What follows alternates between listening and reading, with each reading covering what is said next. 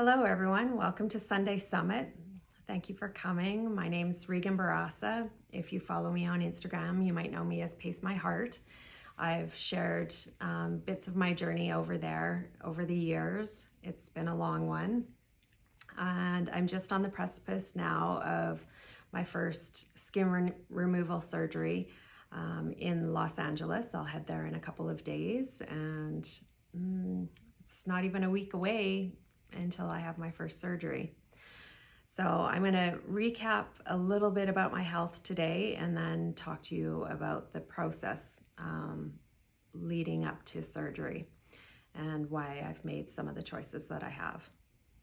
So just to recap, I've had 17 surgeries. 2 heart surgeries have in the last few years, which have really been a trial because it's left me with electrical issues, which is why I talk about pacing my heart, because I've had to learn how to live with different rhythms. But I think it's more than a physical manifestation. I almost feel like it's pacing your heart is just what we have to do in life. It's almost our soul. Like, how do we cope with the things that the struggles that are in front of us and overcome them. So I hope sharing my story maybe gives you some inspiration or helps you with resiliency through your own struggles, that type of thing. I always feel that by sharing our struggles, it lightens our own burdens, but it also helps other people with perspective, or it just encourages them to face what they need to go through as well. So that's my purpose here. Nothing more, nothing less. So the first time that I decided to have skin removal surgery was probably when I was about a year out of having my first heart surgery. And I'd lost 100 pounds at that point and already was experiencing quite a bit of sagging skin. I started following other people that had had massive weight loss and had skin issues, and seeing different doctors and following different message boards. There's lots of Facebook support groups, that type of thing.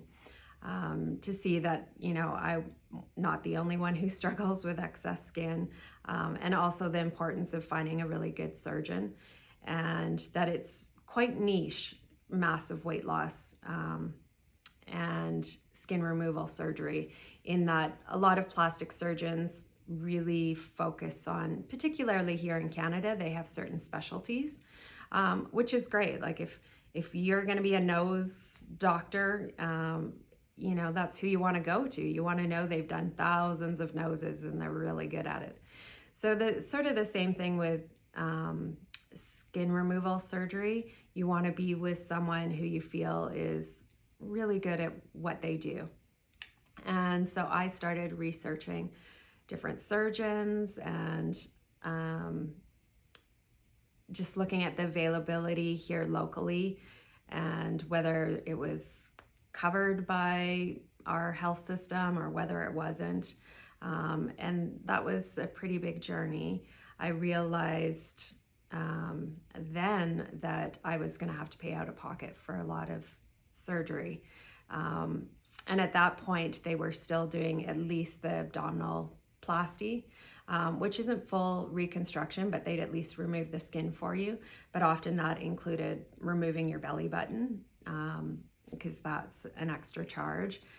And the more weight that I lost, the more I realized I really needed somebody who I felt was skilled.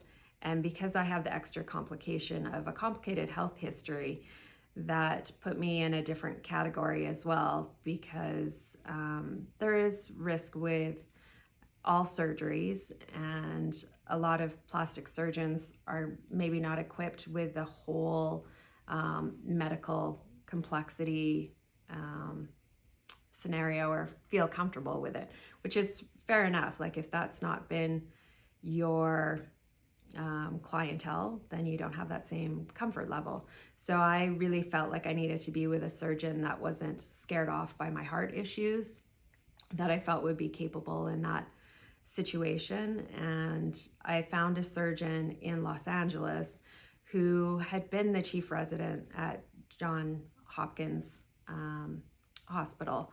And I felt that that probably gave him a greater breadth of health experience than maybe some standard plastic surgeons see. So I wanted to at least meet with him. So I saw him about 2 months post my first surgery.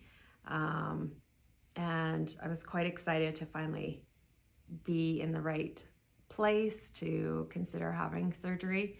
But unfortunately, I was still having a lot of regulation issues with my heart. So my exterior shape and size were ready, but my heart wasn't ready at that point. But we still managed to create a plan and discuss what my priorities might be. And I felt really comfortable and confident with him. I'd already seen a surgeon here in the city who really turned me off, to be honest. He sort of suggested to me that we could do things like work on my face until my heart was strong enough to do more extensive surgery. And I really didn't feel comfortable with that. That was not the approach that made me happy. One, because I didn't go in there asking to change anything to do with my face, so that he put that on the table. I didn't like being in the hands of someone who felt they needed to change something about me that I don't feel like I need to change. That's up to me. And when I went to Los Angeles and saw Dr. Galanis, I instantly felt at ease. Like he just wanted to help me improve my quality of life. He understood that there were functional issues at play that I wanted to improve, and he absolutely thought that me making this decision to do that could empower me to have greater life abilities, and that was what I wanted in a doctor. He's also very cautious about health, so he did require quite a bit of testing. And it was because of the testing that he required before I came that we discovered my second tumor, actually. We had done an echocardiogram, but that one that we did for him, even though my next one wasn't due, was when we discovered that I had a second tumor.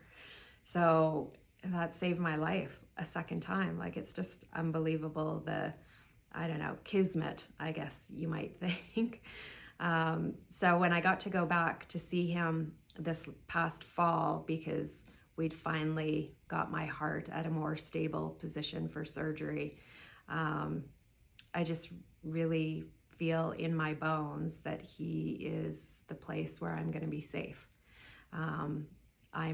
I am a complicated patient, there's no doubt about it, but I'm also strong and a fighter, and he is a very confident but measured person, and that's what I want in a surgeon. I think you have to do a lot of research. He does a lot of international training. He's very well educated, and that's the type of person I want to put my hands in, or put my life in his hands. So I'm happy with the choice that I've made. It's not without cost, especially as you can imagine, the Canadian dollar to US dollar is terrible. And I only had a small nest egg, so I can't do as much as I would like to do, but I can do the front half of my body. We're doing what's called a fleur-de-lis. So it's basically abdominal surgery from my pubic area right up through my chest and then across my hips. So we'll pull in that skin and tighten everything up. And then my breasts are quite deflated. So we're gonna try and fill them back up with some implants and get them set in a better place. Right now, I pretty much live my day-to-day life in compression type of garments and my very padded bra that lifts my breasts up. So I'm hoping to eventually have more freedom. Initially after surgery, you're in compression garments and quite contained so that things can heal. And it's a long process to heal. I think I'm probably looking at least 8 weeks, and it takes 6 months to a year for final results to come. So it's not a short process. I would need at least 3 surgeries to remove all of the skin, that excess skin that I have. And you couldn't do it all at once because it would be like too long under anesthetic. So it would have to be phased anyways. So I'll do what I can with the amount of money that I have at this stage, and we'll make this improvement and take it from there and see where my health is at. And the soonest that he would want to consider doing even the next stage would be at the earliest 6 months. But he does prefer usually a year to wait between surgeries. So we'll see how it goes. I've had a lot of prep that I've needed to do in the lead up to surgery. As I said, I saw him last fall, and he gave me some dietary guidelines, which really fall in line with what I've already been doing, prioritizing protein, healthy eating, but also making sure that I'm including good fats into my diet. So I've been doing that. And then there's some issues about medications. So I usually take a probiotic, and I've had to come off that for a while and lead up, which is something that my gut particularly seems to do better with. And it, like me, I had to start oral iron, which doesn't agree with me very well, but we're doing all these things in an attempt to put me in the best health place to go through surgery. And I have mentioned on my social media that I had a pretty quiet holiday season, in that I've tried to avoid masses of people. There's been a lot of germs this particular season, and I've been very fortunate, knock on wood, to stay healthy. So I'm not usually a mask wearer per se anymore since COVID, but I definitely will be wearing a mask on the plane, just in an abundance of caution. It seems like everyone I know who's had vacation lately has come back with a bug. So I'm hoping to go there and be as healthy as possible, because I don't want to risk not having surgery after all this prep and lead up. It's been pretty exciting and also very nerve-wracking to think about the complexity of this particular surgery. And I got to be honest, I can't even really wrap my brain around what my body is going to look like. And I won't actually even get to see it for a little while, because once I have surgery, they'll have me all wrapped up and in garments, and I won't be able to shower for a few days. So, I won't even see it. But about a week afterwards, hopefully, I'll have drains at my hips, and hopefully those will come out and I'll get to see myself. So it's going to be pretty big. I can't even fathom it, but I'm going to share it with you guys, and as best I can. I mean, I can't share absolute nudity with you, but I'll try and share what it looks like and the transformation. And I'll share here as well various pictures of the excess skin that I have, so that you have a real good idea of just the amount of skin, because I know it's a lot that people wouldn't even recognize, because I do try to hide it. But I'm really looking forward to more freedom, where I could wear regular underwear and I don't have to try and hold it into my body. Because if I just wore regular underwear and say sweatpants, my stomach like literally jiggles, like Santa Claus, because there's so much skin. So I wear compression garments to keep it contained and closer, as tight as I can to my body. So I'm really looking forward to that sense where I'm not always, I don't know, so secured. And also the way clothes fit and feel. And another good reason to do this is as you age, your skin thins, and when your skin rubs against other skin, it's more prone to creating sores. And it's something that my grandma really struggled with later in her life. And even my mom notices a little bit now in her 70s. So that's something that I like to kind of get ahead of if I can.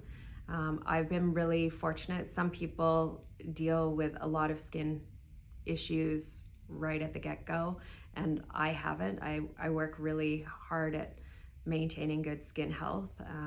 I moisturize, I make sure things are very dry. There's a lot of things that you have to consider that you don't if you have a regular body.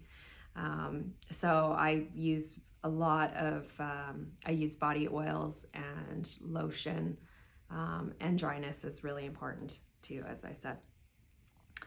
So this is incredibly, I can hardly even explain how it feels to be just days away from having this surgery. I am excited, but I'm super nervous. I just can hardly believe I'm here. My doctors, my cardiologist had to sign off on this, and my family doctor did as well, and they required a lot of testing and checks and all those things and a lot of paperwork. And I asked, like, in this day and age, we have to pay for all these reports and extra time, and my doctors are so thrilled that we finally got me to a place that I could have surgery, that none of them charged me any money to do all these extra tests and reports and that type of thing. They just want to support me.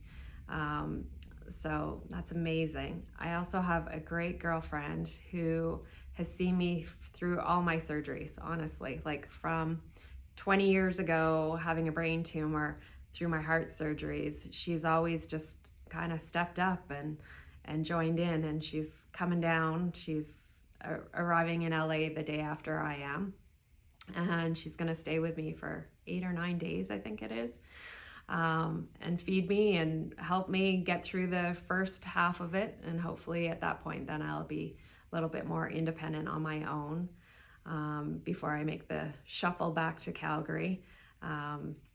Dr. Galanis wants me to stay 2 weeks. Usually the protocol is just a week, I think, post-surgery for something of this nature, but he wants to be extra cautious due to my heart and just the risk of flying, that type of thing.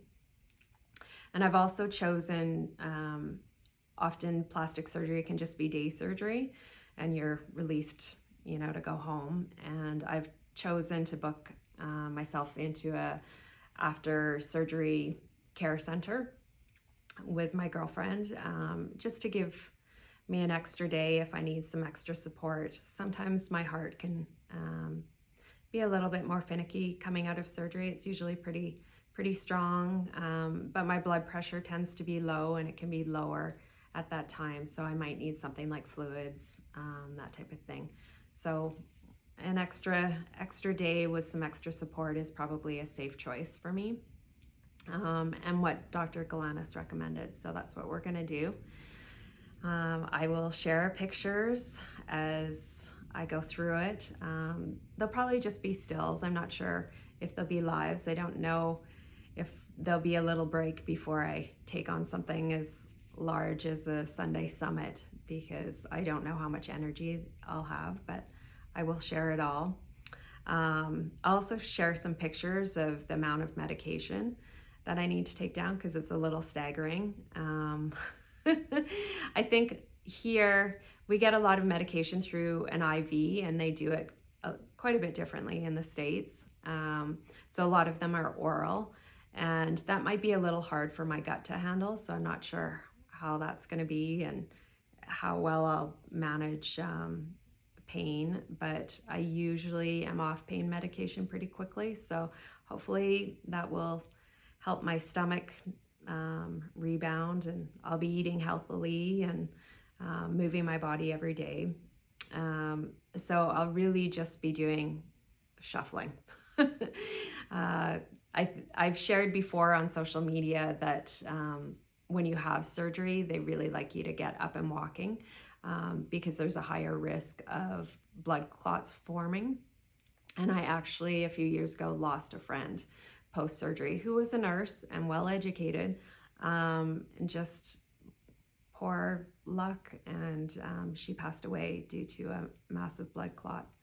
So I'm very cognizant of that, and I will do everything I can to move as much as is appropriate and get going. And my daughter always says, like, I always sort of shock staff about how quickly I want to get up and get moving, and it's because I have this, awareness and want to be safe. I don't want to go through all this kind of surgery only to have something catastrophic happen. But there's inherent risks in anything that you do. And I realize that, and I take it on because I do the best to mitigate any risk. And that's just really the way life runs. I think we all have to work at making the best choices in the moment. And, you don't 100% ever know any choice is the right one, but you try and make the right choice for you with the information you have at the moment. And that's what I'm doing. I'm going to go to LA and see the best surgeon for me that I have met. And I believe we're going to have a great outcome. And this is going to be a start of a new phase of life for me, albeit with a long recovery, which you're going to see me go through. But I hope you'll be cheering me on and maybe even sending me a prayer, because I believe in good vibes as well. So thank you for coming. I hope that you've appreciated me sharing this journey. It's very vulnerable to share the less beautiful parts of myself, as you can well imagine. But I do hope that it gives people courage to try and face difficult things and do difficult, just do it, really. As Nike says, just do it.